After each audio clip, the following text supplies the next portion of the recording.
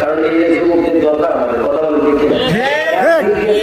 অপরদের যে টাকা সত্যিও দরকার টাকাও দরকার। আল্লাহ ইসলাম এত তাড়াতাড়ি নিয়ে আসতে পারতেন না, বিজয় অর্জন করাতে পারতেন না, কারণ হাজিরা ছিল টাকা আর তাদের কোন কথা বল না। আপনারা আছেন আর ভাইয়ের টাকা আছে, সত্যি বল বুঝে আছে, আল্লাহ বুঝে দিয়েছে এমন কিছু বল না। 5,000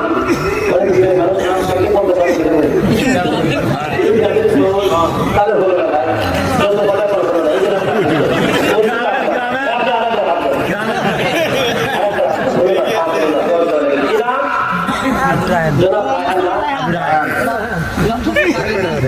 জনাব গোলাম মোস্তফা রায়হান ভাই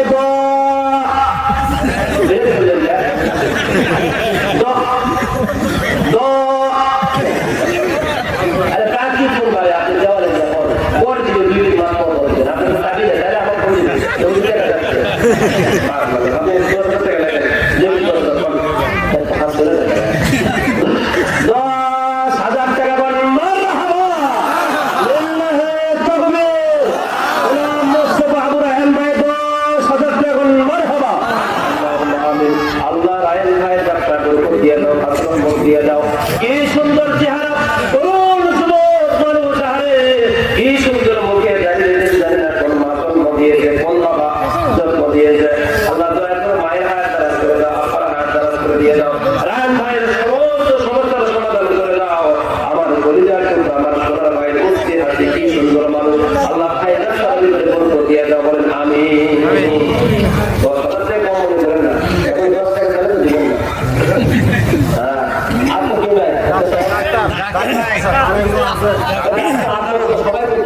আমরা ঠকি নাই,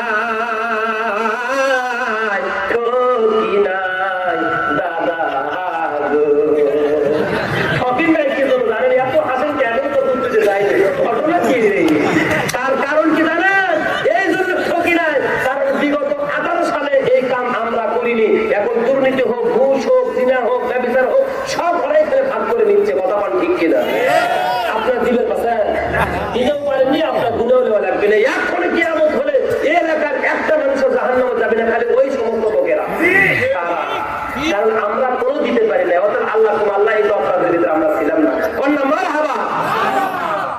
আমার ভাইয়েরা, আমার বন্ধুগণ, দেখবেন আপনাদের এই জানগর এলাকায় যদি কোনো মেয়ের বিয়ে শাদী হয়, 5 থেকে 700 জন মানুষ আত্মীয়তা করার জন্য আসে।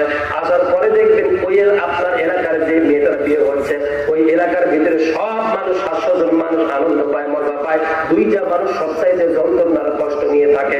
তরুণ যুবকেরা, ভাইয়েরা, বোনেরা, মনোযোগ দিয়ে 2টা কথা শুনে যান। 2টা মানুষ অশান্তি, টেনশন, দুশ্চিন্তাগ্রস্ত থাকে। 1 নম্বর হলো মেয়েটার বাবা, 2 নম্বর হলো মেয়েটার মা। সন্ধ্যাবেলা যে সময় মেয়েটাকে বিদায় দিতে হবে, খাওয়া দাওয়ার সময়, রান্না করার সময়, মানে সব জায়গায় মা আর বাবা ছিল, কিন্তু বিদায় দেওয়ার পূর্বে মাকে খুঁজে পাওয়া যায় না, বাবাকে খুঁজে পাওয়া যায় না। খুঁজতে খুঁজতে দেখা যায় মা রান্না ঘরে গিয়ে বসে আছে, কিন্তু মাথা নিচু করে 2টা চোখ দিয়ে পানি ঝরে ঝরে বুড়ো ভাসায় দেয়। কথা কোন ঠিক কিনা? মেয়েটার মাকে খোঁজার জন্য যাওয়া হয়। ও সুমাইয়ার মা, আসো একটু তোমার সুমাইয়াকে বিদায় দিয়ে দাও। বলে না না, বিদায় দেওয়ার জন্য তো পেটে ধারণ করি নাই। বলে একটু দুধ ভাত সুমাইয়াটাকে খায়া দাও, কারণ জামাইটা নিয়ে চলে যাবে, সব লোকজন রেডি হয়ে আসে, ওকে বিদায় দিয়ে দাও। মা যেতে চায় না, জোর করে ধরে মাকে নিয়ে যাওয়া হয়। মা এবার কি করে, দুধ ভাত কিসের খাওয়াইতে যাবে, দুধ ভাত খাওয়াইতে গিয়ে মায়ের চোখের পানি দিয়ে দুধ ভাতটা পর হয়ে যায়। কথা বলেন ঠিক কিনা? আমার ভাইরা, আমার বন্ধুগণ, বাবাকে খুঁজতে থাকে লোকজন। কোথায় সুমাইয়ার আব্বা? বাড়ির পিছনে কাঁঠাল গাছ, আম গাছ, জাম গাছের সাথে ভাবে হেলান দিয়ে চাতক পাখির মতো উপরের দিকে যায় থাকে। 2টা চোখের পানি দিয়ে বুক ভাসায় যায়, শার্ট জামা কাপড় সব ভিজে যায়। লোকজন বলে আপনাকে আমরা খুঁজতেছে পাচ্ছি না। তারা আপনার মাকে বিদায় দিয়ে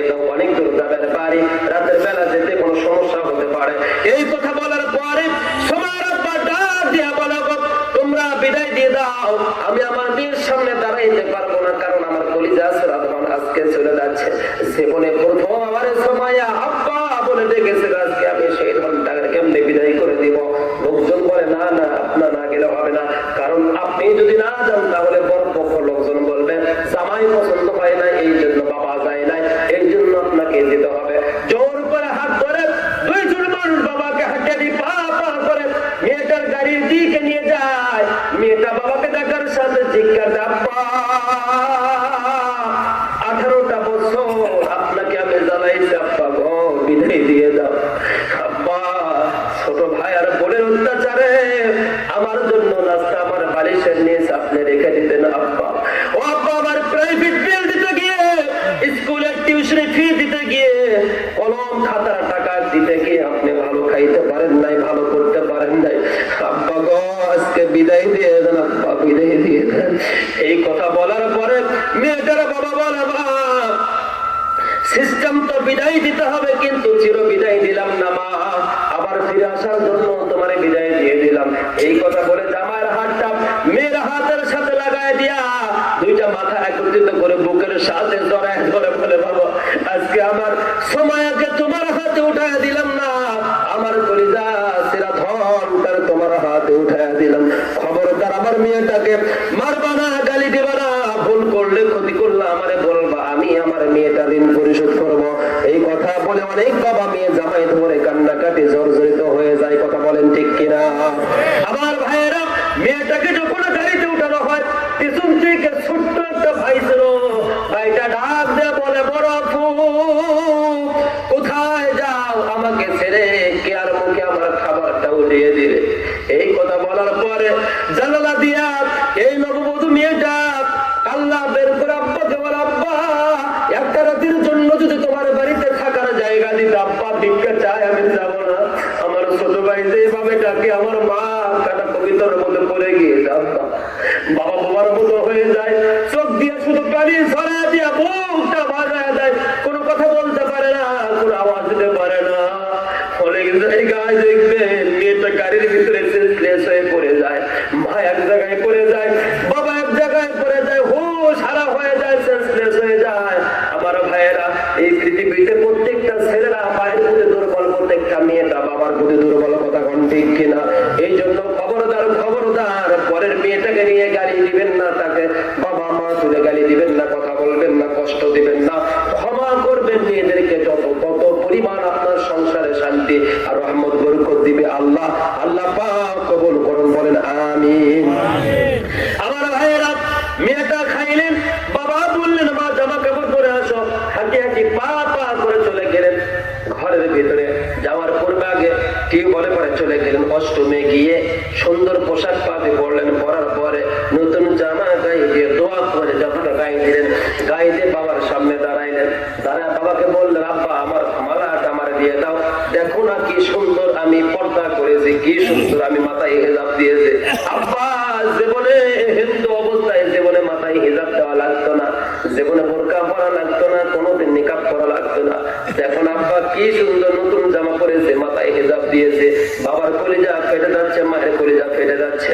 বাবা বলতেছে, মা আমি তো মালা নিয়ে আসছিলাম, কিন্তু ঘরের ভিতর রাখতে পারে নাই, কারণ তোর ডাকাত অত্যাচার, এই জন্য ঘরের মালাটা বাহিরে রেখেছি। মার কাছে গিয়ে বলে, মা আপু মিথ্যা কথা বললো, মালাটা পরিচিত পক্ষে কোথায়? এবার বলার সঙ্গে সঙ্গে মা বলছে, মা তোর আব্বা জানে, আমি তো জানি না। মা বাবা দুইজন একদম বাকরুদ্ধ হয়ে গিয়েছে, তাদের ভাষা হারিয়ে ফেলেছে, মনে হয় জিহ্বা আর নয় না, ঠোঁটটা আর নয় না। মেয়েটাকে কোথায় পাঠাইবে, কিভাবে পাঠাবে, কথাই বলতে পারতেছে না, শুধু হাতের ইশারা দিয়ে বলছে, মা বাহিরে যাও, উঠানোর উপরে যে মাটির পাতিল আছে ভিতরে মালা আছে। মেয়েটা সামনে এক পা বাড়াইলো, দুই পা বাড়ালো, হাঁটি হাঁটি পা পা করে কেবল উঠানের উপরে উঠেছে, আর ওই পাতিলের উপরে হাত দিয়েছে। মা আর বাবা স্বামী আর স্ত্রী দুইজন ঘরের ভিতরে গিয়ে চিৎকার দিয়ে সেন্সলেস হয়ে পড়ে গিয়েছে। আমার ভাইরা, আমার বন্ধুগণ, মেয়েটা চলে গিয়েছে। যাওয়ার পরে মনে করেন এইটা পাতিল, এই পাতিলের উপরে যে খাপনিটা আছে বাম হাত দিয়ে ধরেছে, ডান হাতটা পাতিলের ভিতরে ঢুকাইয়া দিয়েছে। ও জাঙ্গের মুসলমান, ও হীরের মুসলমানেরা, এবার বলেন তো এই পাতিলের ভিতরে মাল আনা সাপ, ধরে বলেন মালানা সাপ। লিল্লাহি তাকবীর।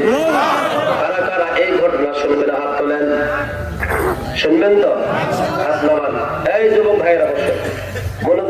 আর কিছু না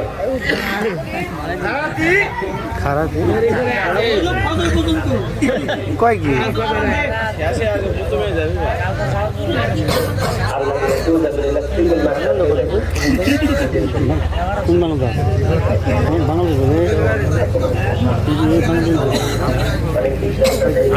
ভাই হ্যালো এই যে হ্যালো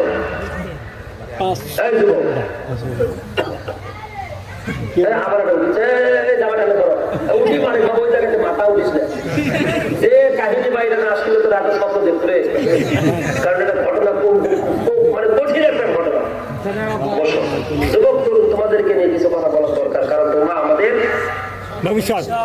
ভবিষ্যৎ তোমাদেরকে নিয়ে কিছু কথা বলার দরকার তোমাদের চুল কাটার স্টাইল আর প্যান্ট পরা স্টাইল দেখে আমার মামা যে কথা বলছে আমি তা বললাম তোমাদেরকে বলতেছি সবাই দয়া করে মেহেরবানি করে এখন ভালো হও শুদ্ধ হও পরিষ্কার হও এই ঘটনা দুইটা আপনাদেরকে শুনেতে সর্বোচ্চ সময় লাগে 5 থেকে 7 মিনিট থাকবেন তো এখন বাজে রাত 1:30টার মতো এই মাত্র 5 মিনিট আপনাদের কাছ থেকে সময় নিব কত বাজে কেমন 12:30 তার মানে ওয়াজের আজকে খুব জোশ হচ্ছে কি আবার 11টা আমি কথা সম্মানিত ভাই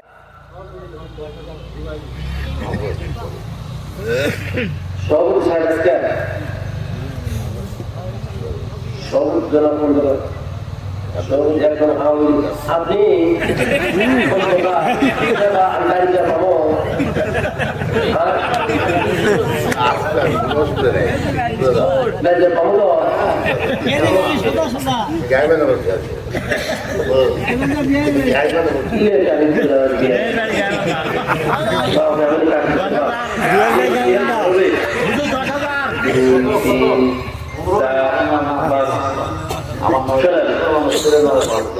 আপনার ছেলের নাম বলতে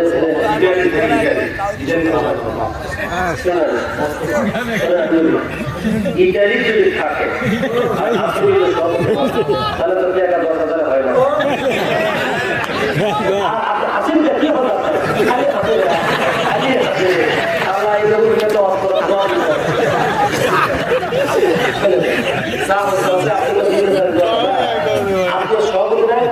আপনি ধীরে ধীরে দিবেন আপনার ইচ্ছাই দিবেন আপনার যখন ইচ্ছা হয় তখন দিবেন কিন্তু এক খবরদার ভাই আপনি খবরদার লোকের ক্ষমতা আপনি আলু কাটে দেন না হয় আপনি শস্য কাটে তবে কথা হলে থাকে ছেলে কমপক্ষে মেলা টাকা আমার নামাও মাত্র 20,000 টাকা দিলে আপনারা খুশি খুশি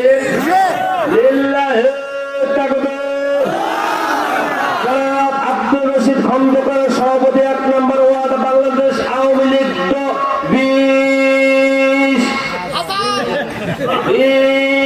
20,000 টাকা মারহাবা আল্লাহুম্মা আমিন আল্লাহ তোমার বান্দা সভাপতি মসজিদ আজকের মাহফিলে আয় আল্লাহ জান্নাতের সভাপতি বানিয়ে দাও যেভাবে বলছে বসে আছে মনে হয় এটা আওয়ামী লীগের সভাপতি না এটা মনে হয় ইসলামিক কোন দলের সভাপতি কি সুন্দর চেহারা জানি না কোন বাবা কোন মা তাকে জন্ম দিয়েছে আল্লাহ খন্দকার আব্দুর রশিদের পরিজাত টুকরা সন্তানটা ইতালিতে পড়ে আছে ঈদে বাড়িতে নাই পড়তে বাড়িতে নাই মা বাবা তেমন আনন্দ পায় না সন্তান সারবে বাড়ি আয় আল্লাহ সন্তানটাকে লাশ করে না নিয়ে সুস্থ আবার দেশে ফেরত দিও মালিক আয় আল্লাহ খন্দকার আব্দুর রশিদ সাহেবের সন্তানটাকে তুমি দেশে আবার ভিক্ষা দিয়ে দিও সুস্থ রাখিও সবল রাখিও ভালো রাখিও তার আব্বা যেমন লোকার কবরে কবরাজ মাফ করে দিও আল্লাহ তার আব্বার হায়াত দারাজ করে দিও নাতি বুঝি ছেলে মেয়ে যারা আছে আল্লাহ তাদের হায়াত দারাজ করে দিও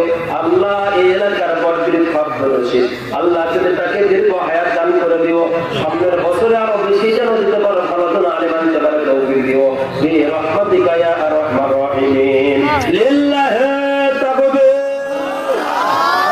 আব্দুর রশিদ সাহেব 20,000 টাকা মারহাবা আজকের মাহফিলের সভাপতি সাহেব 20,000 টাকা মারহাবা লিল্লাহি তাকবীর আচ্ছা লোক চালু দেন নগদ দিছেন তো দিছে আবার এখন 5 এখন 5 আর দিতে তো না 10 ও আবার 10 পরে তুমি দিবেন তাহলে একটা খাতা করে দেন আমার ভালো লাগে তাহলে কি আছে বক্সটা লিখে দেন ইনশাআল্লাহ দিয়ে দিন কিছু কিছু শোনেন সেদিকে আমরা দিলাম বলি এক লোক কত বছর 50,000 টাকা দিন এখন কিন্তু একটা কথা আপনি সরকারের মোবাইল বন্ধ করে দিয়ে আপনি আমি লোন দিচ্ছি এবছর আমার কত হুজুর বলছে 1 টাকা দিবার তাও আপনি একদিন করবেন আমার 1 টাকা দিবার 30,000 কিন্তু কত বছর হালকা হয় না কোনো খালা পা এটা কি হয় কি শুরু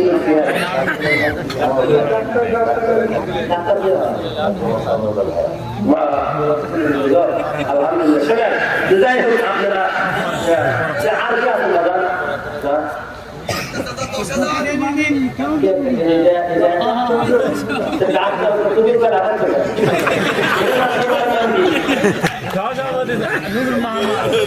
বিশিষ্ট সমাজ সেবক বিশিষ্ট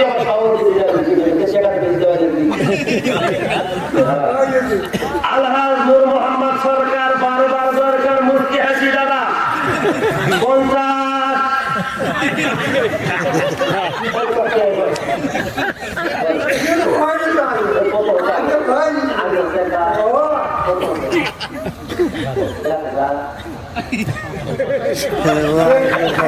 50